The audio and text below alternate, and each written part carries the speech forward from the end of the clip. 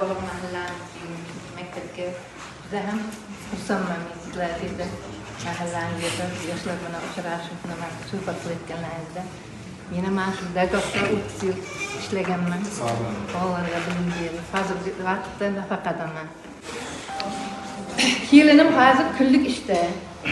Farzandi bittasi nogiron. Kontrakt o'qitadi. Yana bitta kontrakt bo'ladi, uni turmushga berdi. Hozir kontrakti yuqorida 15,000 ming to'laydi. Dadasini ozroq pensiyasi bor, sog'lig'i yo'q, uni yetkazolmayapti. Lekin sharoiti yo'q-da, yordam qilsa. Nabiralaringiz qayerda o'qiydi? Toshkentda o'qiydi. Toshkentda qayerda? Shu ingliz tilida o'qiydi. Universitetda. Ingliz tilida yo'nalishda. Topa olamizmi ularni? Gaplashib ko'rsam bo'ladimi? Ayasi telefon qildi. O'zi kelolmadi-da, kunlik ishga chiqadi. Hozir qanday berasiz? Opa siz boring dedi, gapiring men uchun dedi. Shunga keldim men. Nima uchun onajon nimani o'ylayman? Men sizning nabiralaringiz hayotini o'zgarishini xohlayman. Shunchaki kontrakt pulini to'lash emas. Kerak bo'lsa ish topib berish kerak. Kerak bo'lsa shogirdlikka olish kerak.